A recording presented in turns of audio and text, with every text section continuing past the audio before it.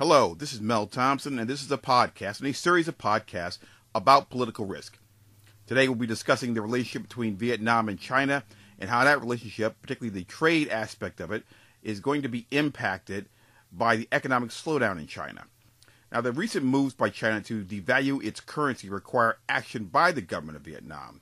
Of that, there is no doubt, and the reason is that any changes in monetary policy can adversely impact trade. In the case of the relationship between Vietnam and China, it is even more of a political risk due to the volume of trade. Now, Vietnam is a very dependent nation on its largest trading partner, which is China, when it comes to maintaining economic growth. The current economic slowdown in China, which is the catalyst for the currency devaluation, is an indicator that fewer goods will be sold from Vietnam to China in the near future. The slowdown in trade between Vietnam and China is a warning to foreign direct investors and companies to temper their outlook, their options, their plans, to even stop new ventures possibly before they are finalized. The reason for this is that the current economic climate is not conducive to investment that requires cross-border shipping and thus may trigger market entry changes. It's more than just monetary policy with China. It is a host of other issues that the Chinese government are working to tackle.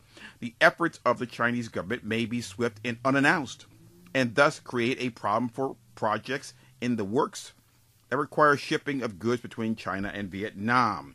Now, the statement that is sticking out to you clearly is the one that is most obvious, shipping of goods. It's a very, very broad statement. I understand that. But it's very accurate, and this is why.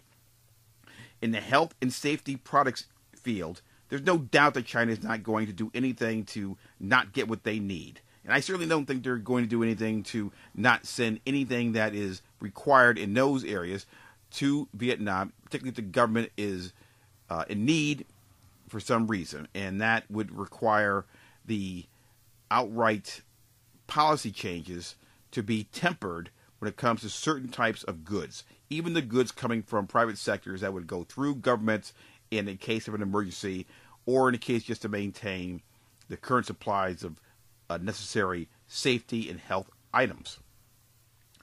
The other part of this is everything else.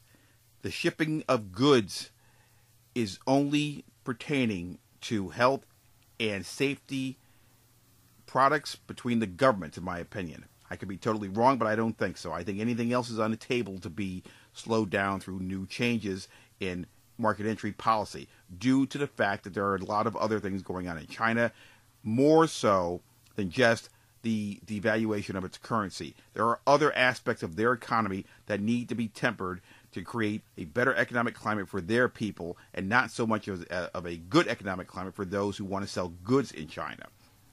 Now, non-essential items in the eye of the Chinese government are not going to be exempt from any new policies that can be formulated to improve economic growth. In other words, assume that China will not ever take its foot off the gas when it comes to changing policies abruptly in some cases that would slow down trade between it and Vietnam and everybody else, if they think that application of policy changes swiftly would help improve their economy.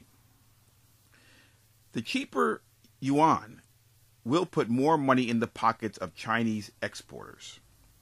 The leading products that are associated with China and exports from China are manufactured goods.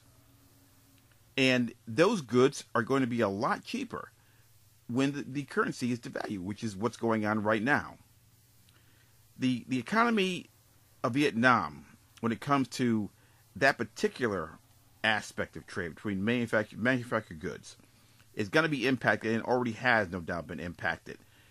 There are no doubt parts that are required for the manufacturing process in China that come from Vietnam. Why in the world would the Chinese import these goods when they can be made in-house cheaper? In other words, they can get rid of the import cost, if you will, make them in-house, and then continue their exporting of these goods, which is their bread and butter in a lot of cases. Why would they not do that? Simple. They're going to do that, and they probably are doing that. That is going to slow down the trade in that sector between Vietnam and China. Keep in mind, the Chinese are not doing anything that other nations would not do. They're trying to improve their economy. And if you have foreign direct investments, ideas, concepts, or if you're a company looking to seal some deals or do some deals in Vietnam, and they may possibly have a aspect or element that is based solely on cross-border trade of particular products and particular parts, then you need to take a step back. You start talking about markets, as far as financial markets and things that are out in that are over the internet. Not so much. That's not going to be a problem. When you start talking about actual tangible items that need to be shipped across borders, you really need to understand that this could be a problem if your investment or your company is in Vietnam and a portion, if not all, of your profit margin is based upon exports to China. This has been Mel Thompson.